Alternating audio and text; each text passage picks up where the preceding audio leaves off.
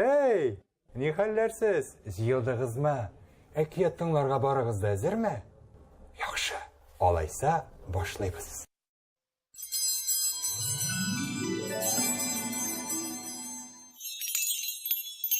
Ягез әле, әкиятның башын хәтерлисезме?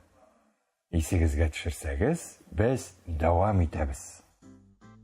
Керпенең бу акыллы киңәшенә әлбәттә инде безнең үрдәгебез колак салмаган, ашыга урман эченә атлаган.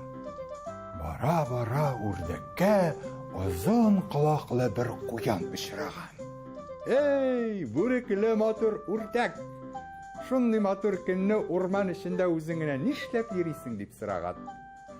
Хуҗабыз белән этебез урманга утын кисәргә киткәннәр иде. Йортыбыз ялгыз калды. Менә шуны эзләргә барам дип, керпегә сөйләгәннәрен куянга да сөйләп биргән үрдәк. Куян бу сүзләрне ишеткәч, алай булгач, хуҗаның алмагачларын кимерергә, бакчаларына барырга бик җайлы икән дип уйлап куйган. Үрдәктән иләренең кайдалыгын сорашкан, үрдәк инде җүләр эчендәгесен барсын да шишкән, хуҗаны күргәнем юк дип куян, куаклар арасына кереп киткән. Үрдәк алга киткән, бара-бара зур бер аланлыкка килеп чыккан. Анда мышный зур бер аю йоклап ята икән.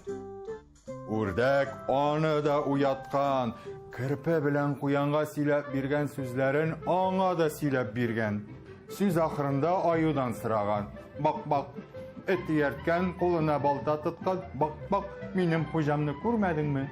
Аю күрмәдем дип җавап биргән. Урман эченә керсәң, һич шиксез табарсың дигән. Ә үзе эченнән генә хуҗаның умартасын ватып, эченнән бал ашарга бик җайлы вакыт икән дип уйлап, авылга таба китеп барган. Бара торгач, урманда бүре каршына килеп чыккан. Шунда бүре аңа карап сүз кушкан. Эй, бүрекле баш, бер ялгызың гына урманда курыкмыйча нишләп йөрисең син дигән. Теге дә үзенең урманда нишләп йөрүен, хуҗасының этен ияртеп урманга китүен сөйләп биргән. Сал бүре тешләрен шыгырдаткан һәм буларның сарыкларын барып ашап кайтырга бик җайлы вакыт икән дип уйлап куйган. Ә үрдәккә андый кешене күргәнем юк дип куаклар эченә кереп югалган. Ә үрдәк баруын дәвам иткән һәм һәрбер күргән коштан, корттан, хәтта нәни генә бөҗәкләрдән хуҗабызны күрмәдегезме дип соравыннан туктамаган, өйдәге булган хәлләрне сөйләвен дәвам иткән.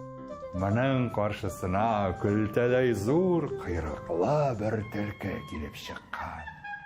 Ә безнең үрдәк ахмак моңа да барсын да сөйләп биргән. Ай, сибәрләрнең сибәре, гәүһәрләрнең гәүһәре, матур үрдәккәем, күрдем мин синең хуҗаңны дигән төлке. Янында кәкре койрыклы эте дә, билендә корыч балтасы да бар иде дип истәгән. Син бердә борчыл, менә туп-туры бар, каршыңда күл булыр, һәм син аны шуның янында табарсың дигән дә, шыпырт кына матур зур көлтә койрыгын сыртына салып, авылга чыккан. Менә балар, күрдегезме инде бер сер тотмас үрдәк аркасында бу хуҗалык бик тәмам туздырылган булыр иде. Ләкин безнең хуҗа кеше бик зирәк акыллы булып чыккан. Һәрбер җиргә капкан тозак куйган булган. Куян рәшәткә арасыннан үтә алмыйча кире борылган. Аю бәрәңге базына төшкән. Бүрегә дә сарыклар эләкмәгән. Ул хуҗалык абзарына керә алмаган. Төлке дә тавыклардан авыз итә алмаган, хуҗа куйган капканга эләккән. Ә инде хуҗа кайткач, аның кирәген биргән. Арып-талып, хуҗасын таба алмыйча, аның каравы эчендәге бөтен серләрен бүлешеп, безнең үрдәгебез кире өенә кайткан. Инде хайваннар хуҗага бөтенесендә үрдәккә нинди эш кушуларын сөйләп биргәннәр, һәм дә инде бу эш кушуларына бик тә үкенгәннәр. Ә безнең бак-бак үрдәгебез нишләгән дисезме? Бак-бак, әлбәттә инде гафу үтенгән һәм башка болай эшләмәскә дип сүз биргән. Шулай, кадерле дусларым, сер саклый белә торган кеше генә ышанычлы дус булырга сәләтле. Ә мин сезнең белән саубуллашам. Сәр итеп кенә әйтәм, киләсе әкиятебез тагы да кызык булачак.